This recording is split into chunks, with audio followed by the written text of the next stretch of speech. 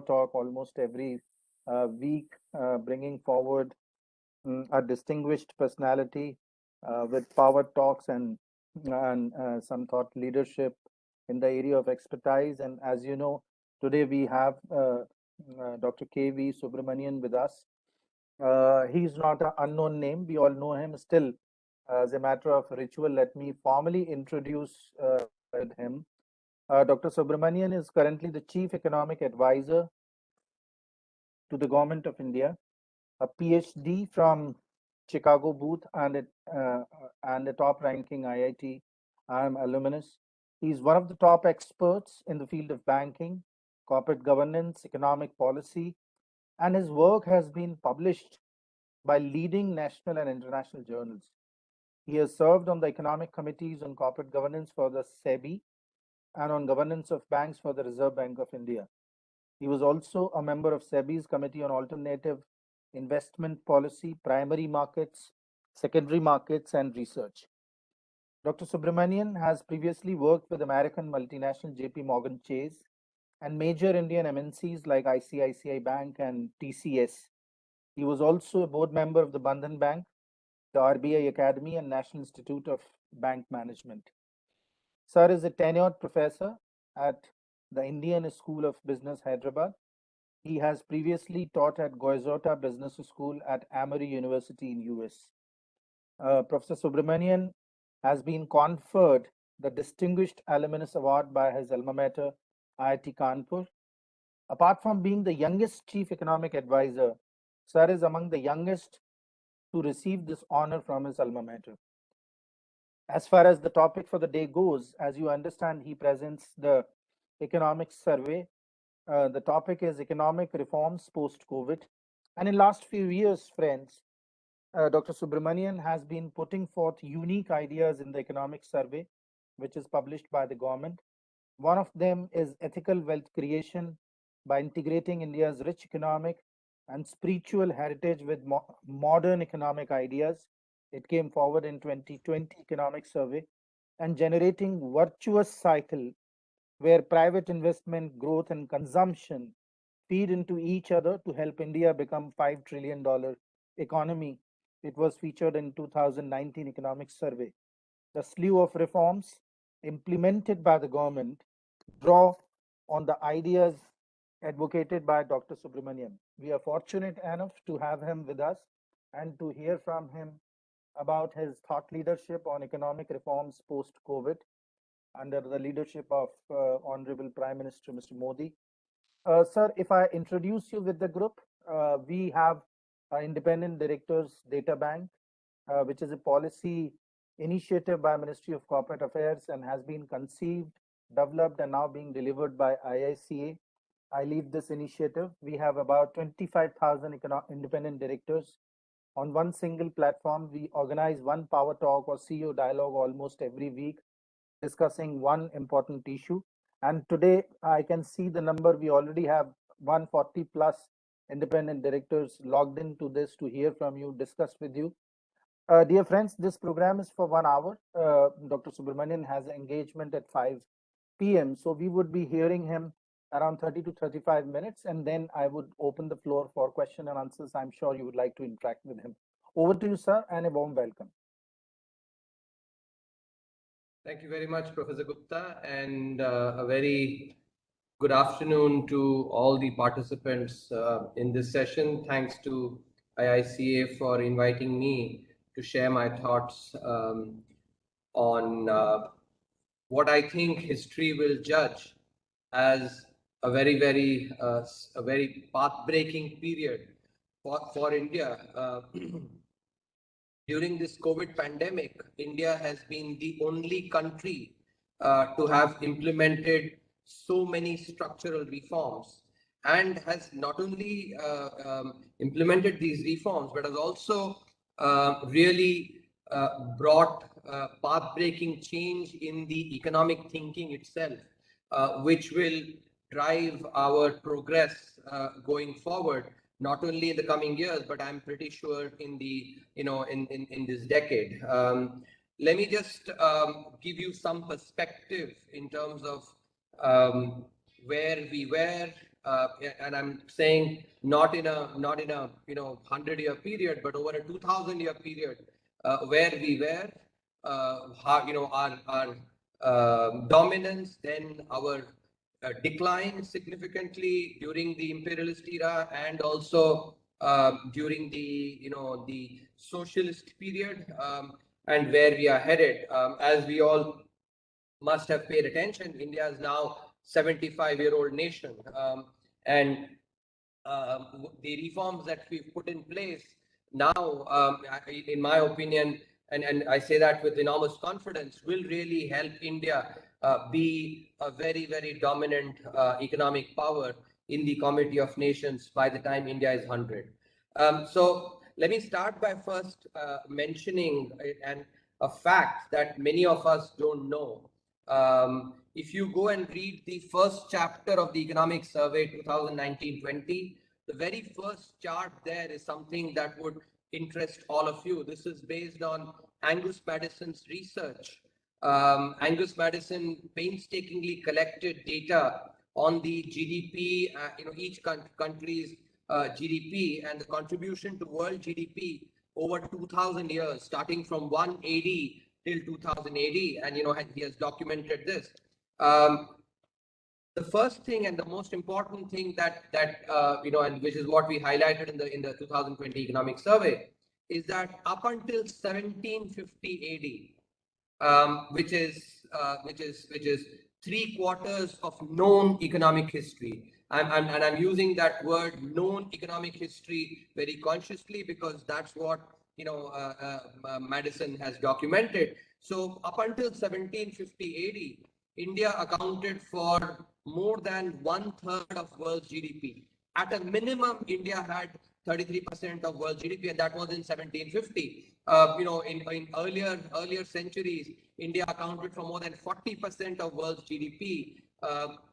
So at a minimum, India accounted for 33% of world's GDP up until 1750. In fact, 1750 is a very important, sort of period in India's economic history, because that's when the imperialist conquest began. And as we've learned in history, the 7 Days War that happened around that time, which since then the imperialist era. So during the imperialist era, from contributing around 33% of world's GDP, in just 200 years, India came down to 3% of world's GDP. By the time we were independent, by 1947, which is basically just 2 centuries, just 3 years short of 2 centuries, India accounted for only 3% of world GDP, from 33% to 3%. And this was, in the interest of time, I'm not going to go into these details, but the basic thesis that I'm going to talk about actually, fits this period as well. The imperialist era was also one where basically, what led to our prosperity up until 1750, the absence of those factors is what led to our decline.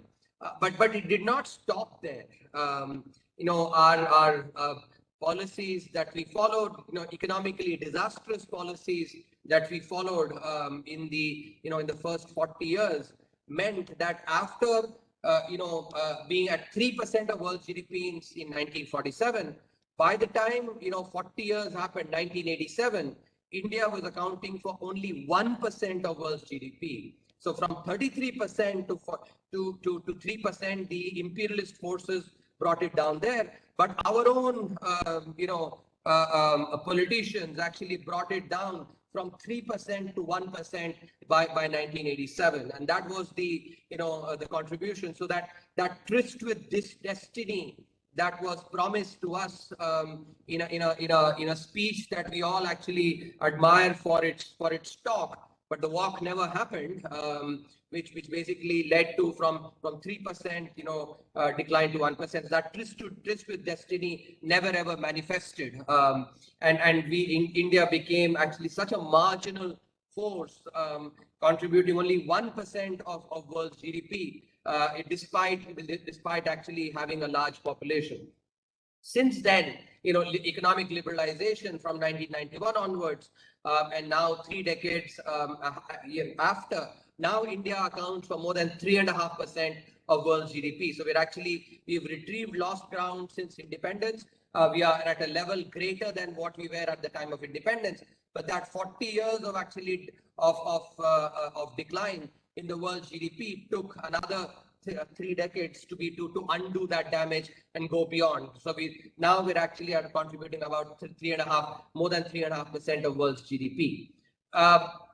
What is the projection? And actually, this is something, let me share with you. In the next 25 years, my estimation, given India's growth rate that should manifest and the world's growth rate, I anticipate that by 2047, India would be accounting for more than 10% of world's GDP, more than 10% of world's GDP. And so, some of that lost sheen, some of that lost dominance would actually be retrieved by 2047. And it is in this context that we must understand the economic philosophy that is driving India's economic vision.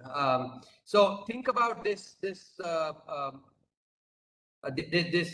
vision as a triangle with 3 vertices, or think about it as a tripod with 3 legs.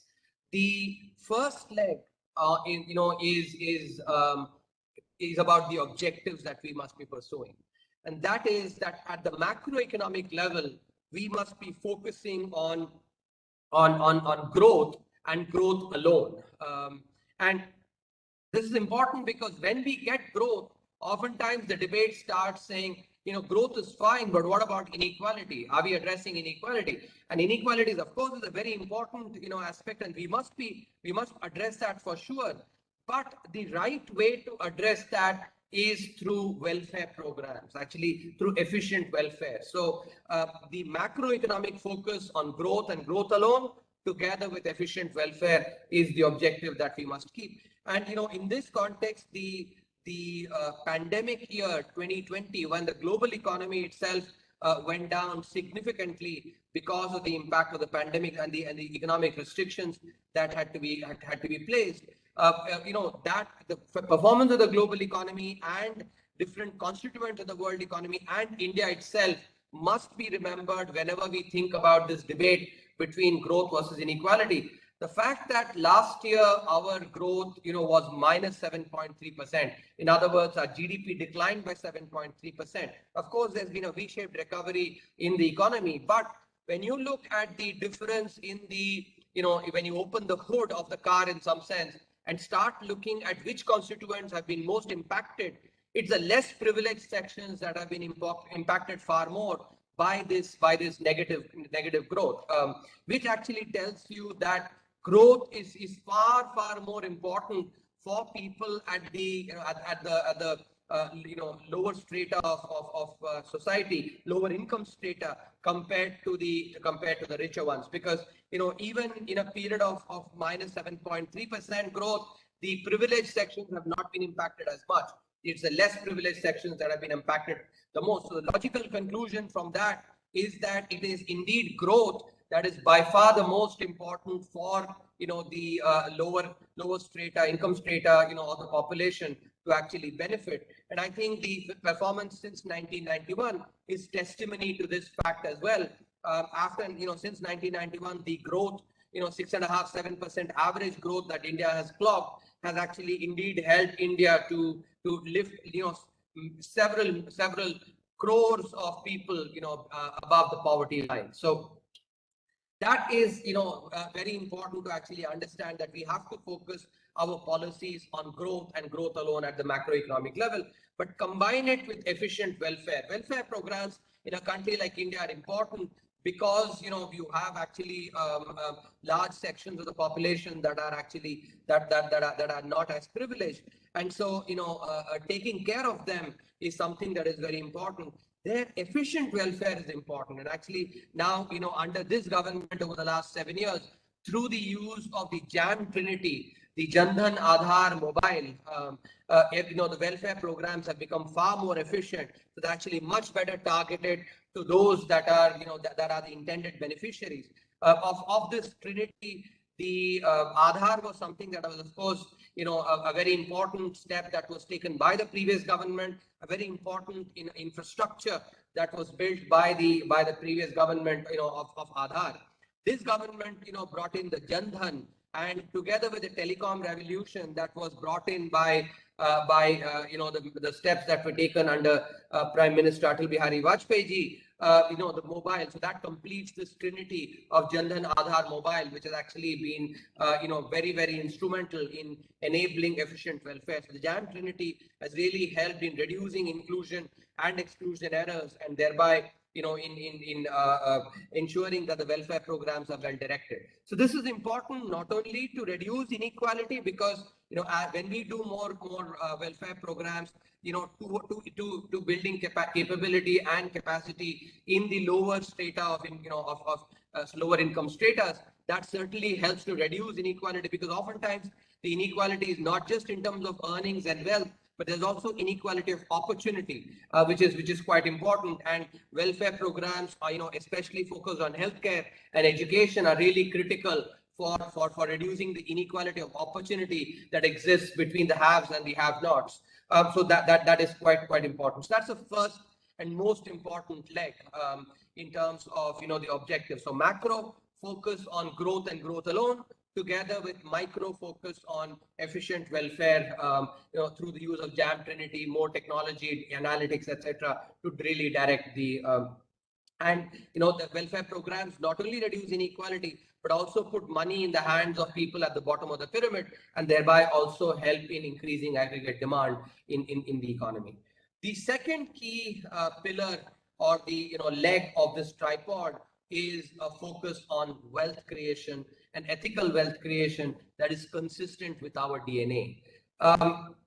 In this we must remember that these ideas of communism and socialism were actually not ones that originated in India. These were imported from the from European countries, especially Germany, and this erstwhile Soviet Union, etc. So these were never models that were followed by India. In fact, if you go and read the literature, if you go and read Kautilya's Arthashastra, which is in Sanskrit, or down south, go and read, for instance, Tirukkural in Tamil, in my native language Tamil, by Saint Tiruvalluvar. You go and find that the idea of wealth and wealth creation as a boon was always there in India's DNA. If you go and go back to Vedanta, for instance, the four noble pursuits that are recommended for humans are dharma, arth, kama, moksha. Of course, moksha, that's the otherworldly objective. But these three, which is dharma, arth, and kam, are basically about this word. Of that, arth is actually is regarded as a noble pursuit. So contrast this with the kind of rhetoric that was advocated by early on in independence, when the first prime minister said, don't ever utter the word profit, it's a dirty word. That is something that is completely inconsistent with India's DNA. And think about it. Many of us, if we have a small room for doing puja, or we have an altar at home, what do we go and write there? We write Shubh Labh. We don't write Shubh Hani. We basically, not do we write Ashubh and Labh. We write Shubh Labh. That is what is our DNA, because we've always regarded earth as a noble pursuit. In fact, in the Tirukkural, Saint Tiruvalluvar says that that wealth is that lamp that dispels the darkness of poverty, and that's the way we have been taught. Even in the Rig Veda, for instance, Rig Veda, which is the oldest document that is known to humanity. In that, there is the Sri Suktam, which is actually a hymn to goddess Lakshmi, where Lakshmi is worshipped, and Alakshmi is something that actually is said, please don't come our way. Alakshmi, please stay away. Lakshmi, come our way. That's what the Sri Suktam is. Similarly, in the in the Rig Veda itself, the to Shiva or Rudra, actually Rudram and Chamakam. Chamakam is actually, for instance, goes as Shanchame, Maheshchame, Priyanchame, Nukamashchame. So it basically is asking the divine for all the material comfort. So this is what has been part of India's DNA. So this impression that all stuff relating to material and therefore economics has come down just from Adam Smith and his descendant is actually a portrayal that is not correct, and which we've clearly shown in the 2020 economic survey. So thinking about wealth and wealth creation, and how by enabling more trade, by enabling more economic activities. That is what India did. The reason India was so dominant up until 1750 was because we actually really, focused on trade, focused on value-added activities. For instance, we used to actually, sell stuff that was value-added, whether it was textiles, whether it was, indigo and others. That is how India actually prospered by by using manufacturing. The manufacturing that is consistent with those times, but emphasizing manufacturing and value added and exporting that to several countries. That's how trade was what basically brought India so much prosperity. So I think it is really critical for us to understand that aspect, that wealth and wealth creation have always been regarded as a boon. Now, thereby it follows that trade being enabled, it was always enabled the private sector. The government sector or the sovereign was only in charge of creating public goods and creating and administering public goods. It was the private sector that was actually tasked with doing all the economic activities. In fact, in the Arthashastra, Kautilya, if you go and read that, he advocates the king to remove all restrictions on economic activities. That is what the exhortation is by Kautilya to the king, that remove all restrictions on economic activities so that economic activities can flourish. You can easily identify that with today's, World Bank's ease of doing business rankings. The first guru, in some sense, actually, that talked about ease of doing business was Kautilya. And do keep in mind here, actually, I'm speaking based on research, actually citing all the literature. Those who are interested, please go and read the economic survey. This is scholarly work, using citations, it's not speculation. That Kautilya indeed talks about the reducing reducing restrictions for economic activities. That's what led to the prosperity, where India accounted for more than 1/3 of world's GDP. So that's the second key aspect, which is therefore the entire privatization agenda of this government, asset monetization, labor reforms, opening up of several sectors, all, the production linked incentive scheme, these are all stemming from this idea that India needs to return back to its DNA, where, wealth and wealth creation is something that is actually, that is seen as a boon, not as a bane. The third leg is this virtuous cycle starting from private investment. So I'll give you a little bit of history, to the way we arrived at this idea of the virtuous cycle. When we sat down to write the 2018-19 economic survey, because it was the first survey of the new government, we wanted to lay out the strategic blueprint for India to become a $5 trillion economy. And not just that 5 trillion, but actually thereafter, also go on to become a $10 trillion economy in due course. So in laying out this strategic blueprint, what we did was we looked at every country over the last 100 years. Every country that grew at least at 5% in real terms, but not just for 1 year or 2 years, for at least a decade. So in other words, we looked at every country that had at least 1 decade of 5% plus growth. And then we went and studied each of these countries. What did it do right that led to this high growth of 5% plus for a durable period of time, at least a decade. And what we found was each of these countries, such growth, such high growth over a long period of time manifested only because of private investment. It was private investment that enhanced productivity, increase in productivity, and job creation that happened from investment created jobs in the process. The Industrial Revolution, for instance, is a very good example of job creation that happened from private investment. Such job creation put money in the hands of people. Productivity increases also increased wages. That also put money in the hands of people. Which is what basically pushed consumption. So consumption was an outcome in the first round effects, not the key, policy emphasis variable. It was investment and private investment that was the key focus in each one of these countries. Consumption increased. When consumption increased, anticipating more consumption, private sector invested even more in the feedback, effect. So that's the second round effects, and that is how the entire virtuous cycle came about, which is private investment leads to productivity gains and job creation in the economy.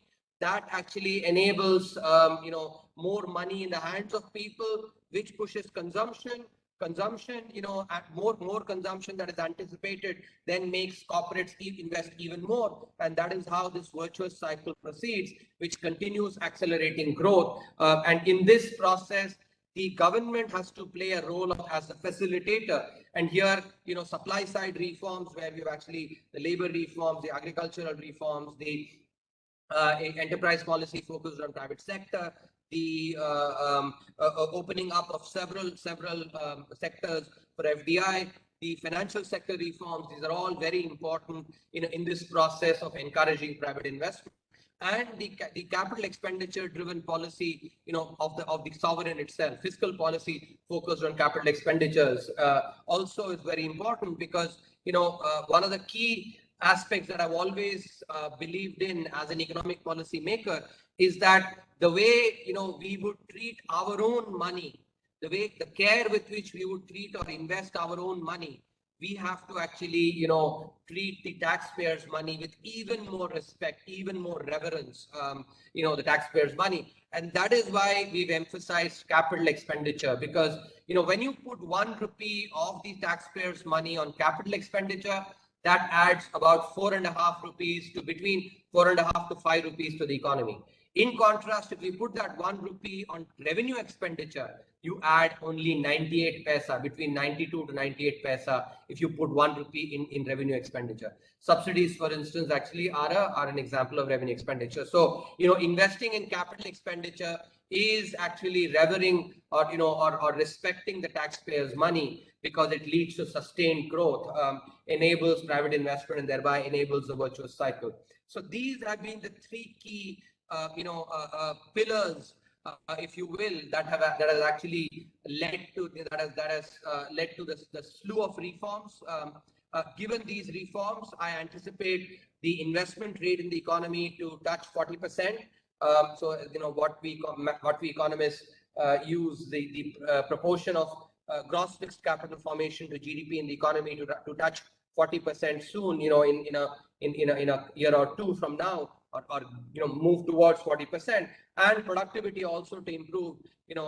Macroeconomists use the incremental capital output ratio as a proxy for productivity. So productivity gain should also happen as a result of these reforms, which will definitely both of which will lead to macroeconomic growth at the macroeconomic level, because growth is basically a function of investment rate in the economy and the productivity in the economy, both of which actually should get impacted through these reforms. Do keep in mind, just to draw a parallel to the 1991 reforms, the impact of those reforms were not felt immediately. It took about a year and a half for the impact of those reforms to be felt. Not only that, at the time when those reforms were being done, it's only those few protagonists of those reforms that actually understood, the huge impact that it will create. There was, most others actually opposed those reforms significantly. In fact, incidentally, even ministers in the cabinet, the government at that time also opposed the 1991 reforms. In contrast, certainly this time there has been no opposition, at least, within the government itself. There's been complete unanimity, in doing these reforms, both among the, among the bureaucracy and the polity. This is something that has really helped in pushing through these reforms. So together, both of these, I anticipate, with the economic growth should go up. FY23, we should be able to actually hit between 6.5% to 7%. FY22, which is this year, quite likely we should have double-digit growth. Next year, between 6.5% to 7%, and thereby accelerate thereafter, touching 7.5% to 8% in this decade, which will lead to inclusive growth, because the emphasis has also been on job creation in the manufacturing sector, which, if you look at the recent PLFS, 2020 PLFS study, actually the policy of, on that has been showing quite good effects. In the interest of time, I'm not going to go into the details, but that also is equally important in enabling inclusive growth. So I think India actually, and I can say it, in fact, confidently, that this decade will be a decade of India's growth. India being the leader in terms of growth, and and thereby be the biggest contributor to the global economy in terms of growth prospects. Thank you very much. I'll stop there, and I'll be happy to take questions.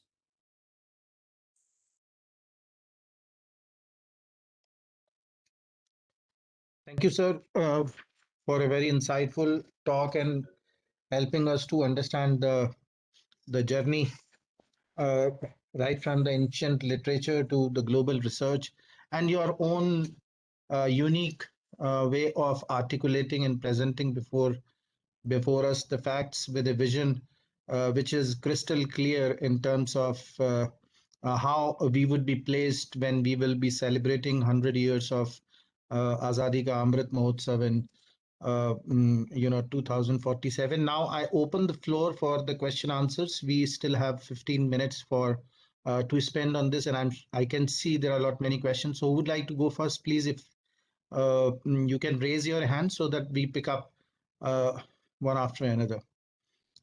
Yes, Mr. Upadhyay.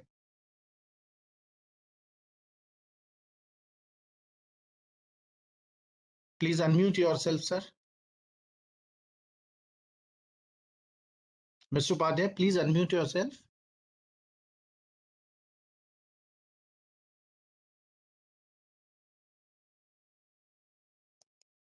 Sir, please unmute yourself.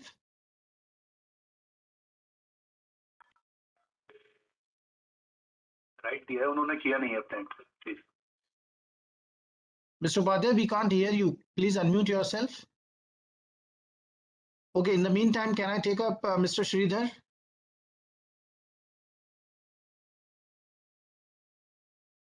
Mr. Sridhar, we can't hear you.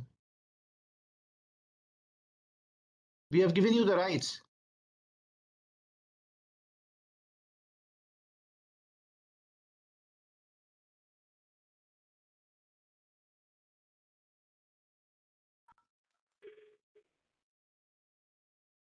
Yeah, okay, thank you. Good evening, Doctor. Very insightful presentation. One of the key impediment in the economy today, particularly when it comes to MSMEs, is that the old theory of personal guarantees and collaterals even before starting the business. Now, if this impediment is removed, you can unleash the great potential, and the banks and the financial institutions should look at the business model, the business assets, and the cash flows coming from that, instead of looking at stupid personal guarantees. There are various cases going on. Banks are closing the accounts, and it is counterproductive to government initiative. So this is my simple point, Doctor.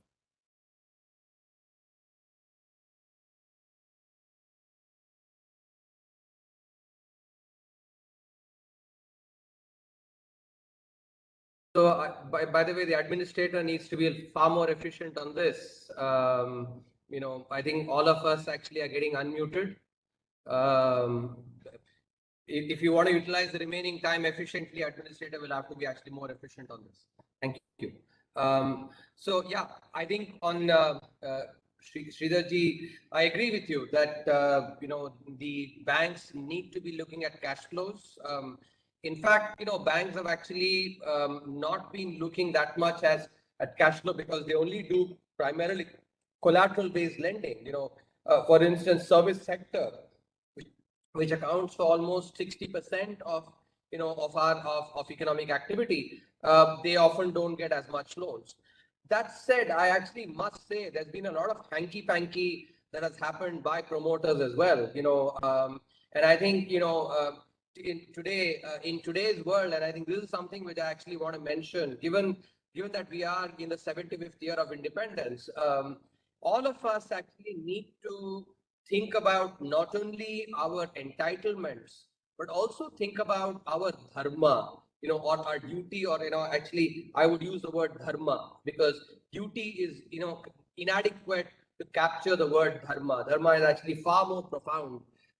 When everybody does his or her dharma well, then I think the reason for entitlements itself is not there. So as we step on to actually become a 100-year-old nation, a 75-year-old, I think, and a nation is comprised of its people, we need to actually show that maturity to focus on our dharma. As President, John F. Kennedy said for the United States in the 1960s, think not what the nation can do for you, think what you can do for the nation.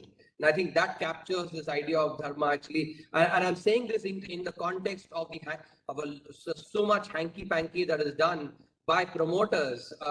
I think that is the most egregious form of just focusing on entitlement. Dharma to chhodi do, ye to actually adharm ka, adharm ki parakashta hai. But people like us, we basically need to really, bring it to the sort of attention, and saying that those who acquire wealth by really sort of dubious means, we should just be ostracizing such people. I unfortunately, in our society today, irrespective of the way in which a person acquires the wealth, we end up sort of going down to that person.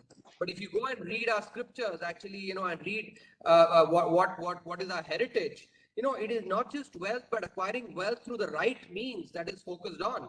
And so we must basically be really respecting those that acquire wealth in the right way, and really, sort of making a person who is acquiring wealth through dubious means, aware of his methods, and tell them, for what they really are. I think this is important in the context of personal guarantees and overall willful default, etc. I mean, I just feel that such people should be treated, with scorn, and only then will basically such practices, will stop. Great. Mr. Upadhyay, would you like to go, please? Yes. Good afternoon, Dr. Subramaniam and Dr. Neeraj Gupta. This talk was very informative, but one question always keeps hunting in my mind, that worldwide I am finding that all governments are running away from production and they are only depending upon the taxes. Why such governments are being selected which are only depending upon the tax reforms, and only they are doing the tax collections and then distribution in the public? Why we are not thinking of production units? And our economists should also thrust in this direction, that they should go for the production, not for the tax collection only.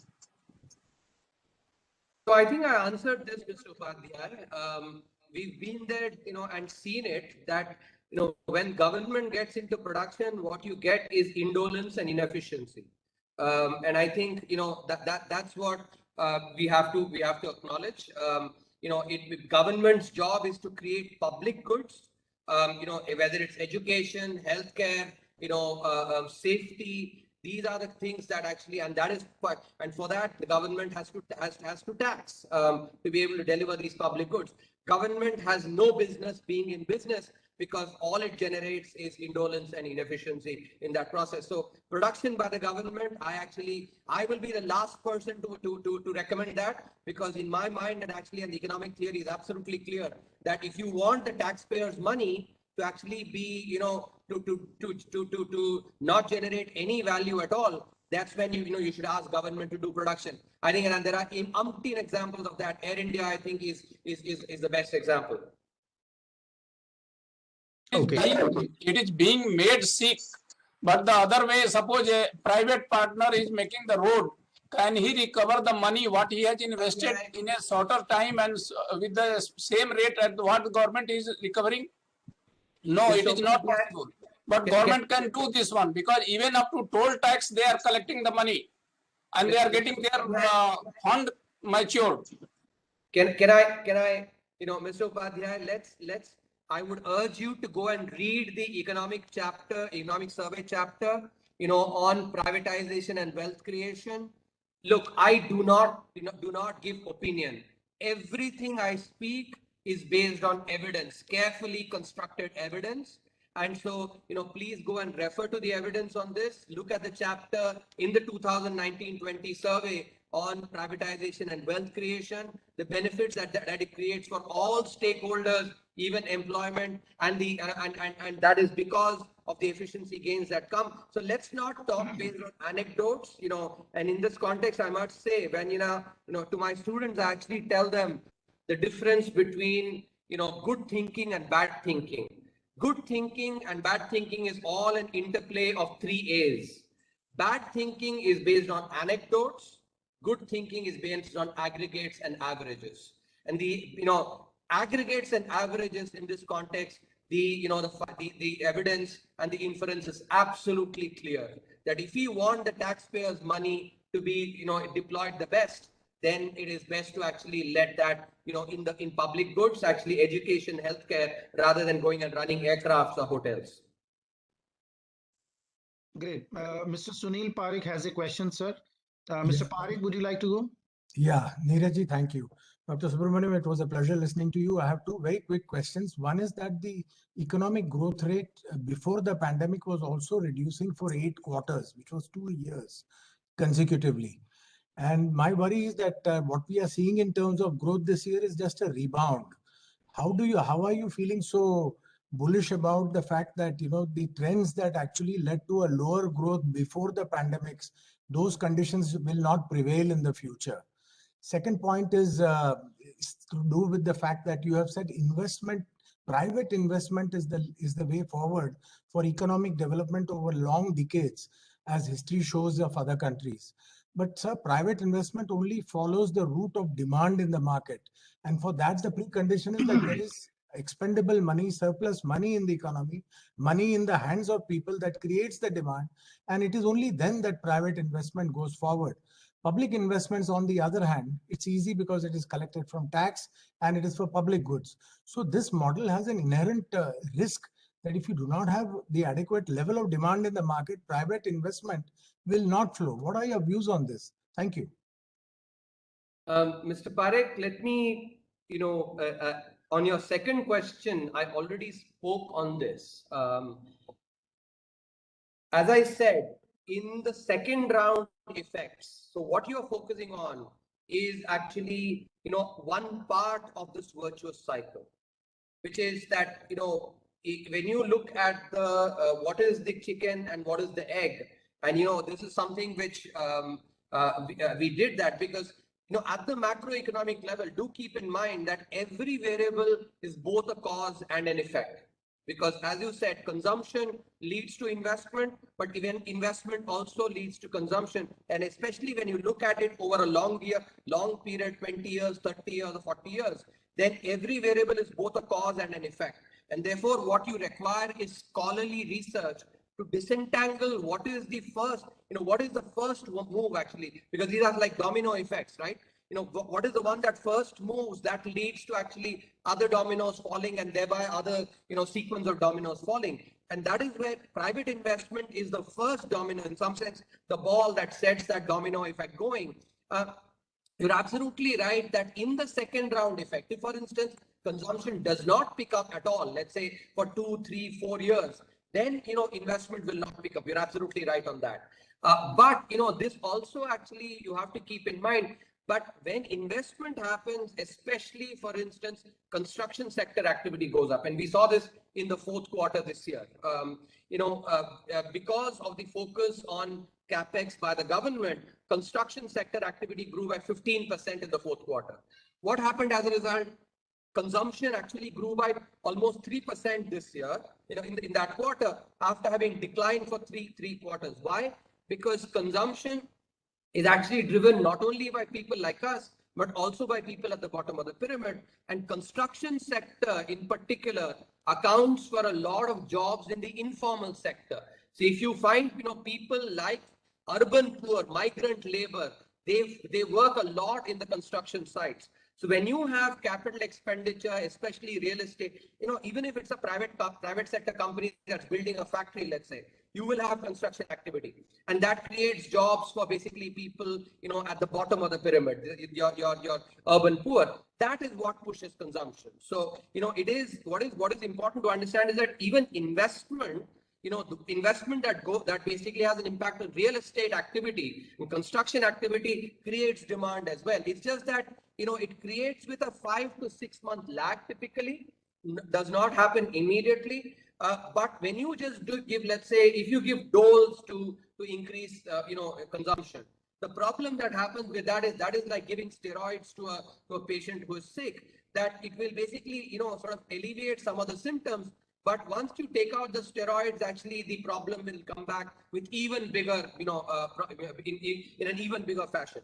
In contrast, if you actually eat well, you actually do exercise, etc., you become genuinely healthy, and that health stays for a long time. That's what private investment is, versus just consumption. Now, as for your first question, see, this is where, unfortunately, a lot of commentary has not been very, very, very good on this aspect. The entire slowdown that happened before the pandemic, and I'm again speaking based on evidence in the 2020 economic survey, the first chapter in volume 2, we had a full section looking at the reason for the slowdown.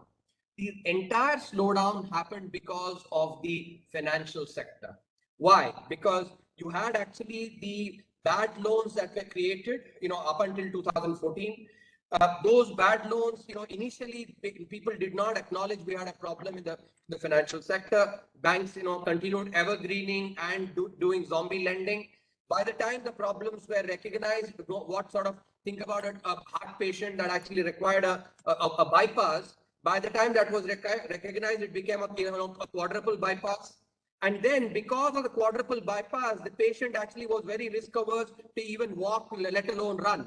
And so you had actually credit going down. So the entire problem actually stemmed from the financial sector, which was an overhang from the previous administration. And one of the things that and I'm happy to say this, and I've of course publicly put it out in the economic survey as well, the overhang that was provided by the previous government was the huge bad loans in the financial sector. It started with the banking sector, then moved on to the NBFC sector, all of which got engulfed.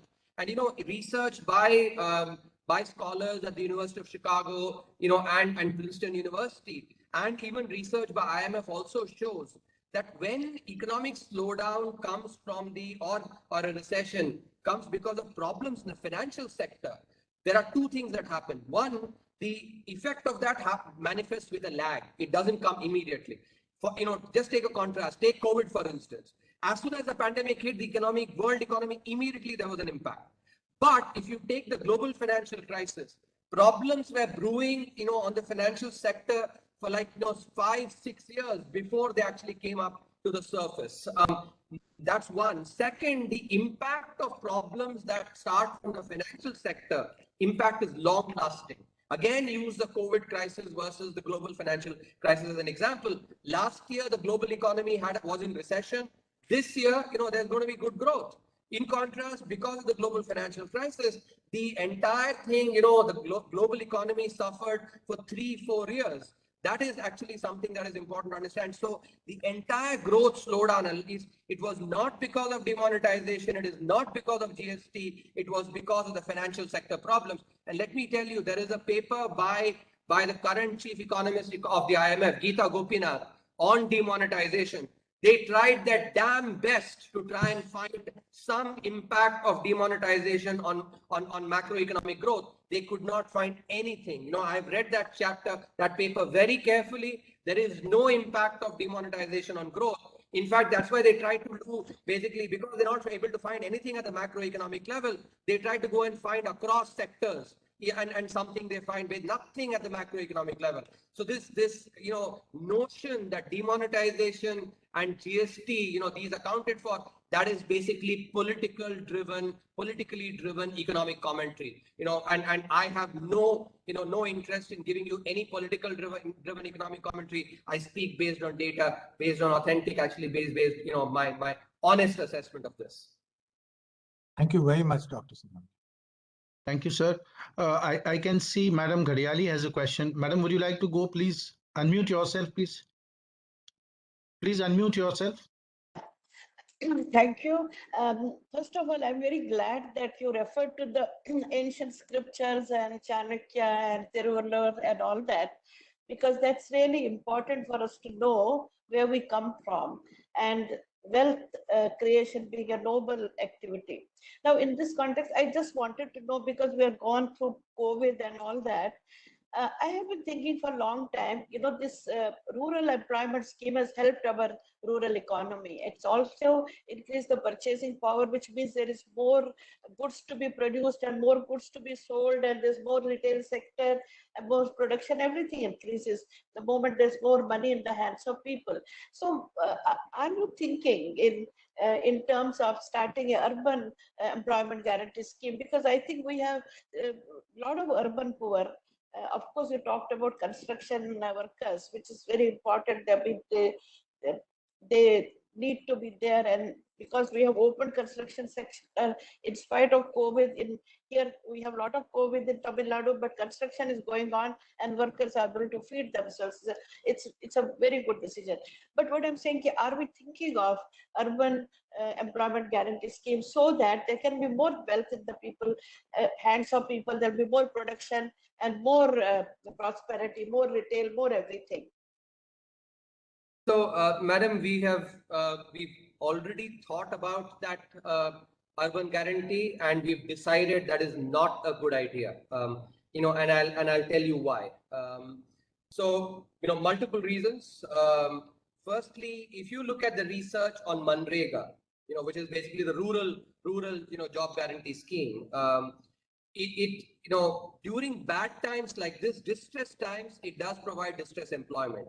But during good times, it is actually a big drain on taxpayers' money. There are much better ways. Think of of spending that taxpayers' money. For instance, if that money goes into creating healthcare infrastructure, for instance, or maybe providing universal pension for the for basically the elderly, or let's say goes into creating a universal health insurance for all. Those are much better ways of spending that money, because Manrega during good times has been found to be very inefficient. Number one. Number two, whenever you create something that is a permanent entitlement, the National Food Security Act is actually is an egregious example of this. That is actually the worst way to spend taxpayers' money, and which is not consistent with my that I actually talked about. The third point is that in the case of urban guarantee versus rural guarantee, in rural areas the nature of jobs is not very, it's not very heterogeneous. Also, the jobs are seasonal, especially during the agricultural season, jobs are there. And when the cultivation season is not there, actually, that's a fallow period. Unlike that, in urban areas, the job demand for work is actually all through the year. There's no seasonal work or unseasonal work in urban areas.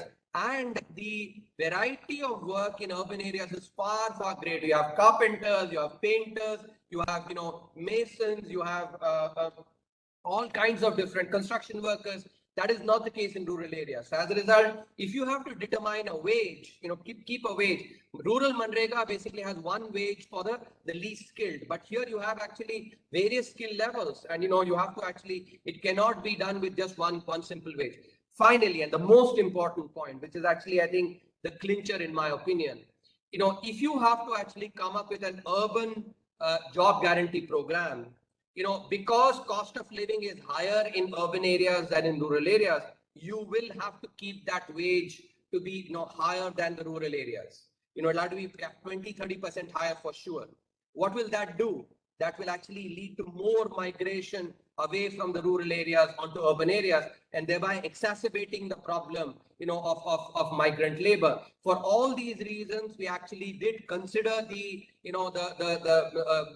urban program. This was something that was actually written about by some people who had created the Manrega in the previous administration, and we thought about it and we felt it is not a good idea, that we will not do it. And let me add, in contrast, what we've done this time, we've actually done a credit guarantee scheme through MFIs, through microfinance institutions, to help the urban poor, which is actually much better program because it will lead to better targeting. I wrote a piece in the Times of India where I actually explained this, all these parts. If you go and look for it around, I think must have been in the month of May. If you search for it, you'll find it. Thank you, sir, for the answer to the question. Dear friends, and sir, in the interest of time, I think we have to close. It's sharp 5 p.m. now, and sir has an engagement.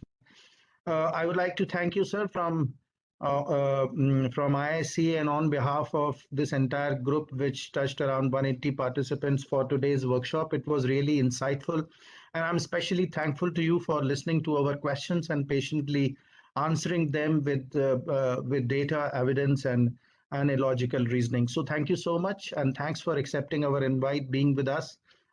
We are happy to have you. Have a great evening. Thank you very much, and wish you all good health. Thank you, sir.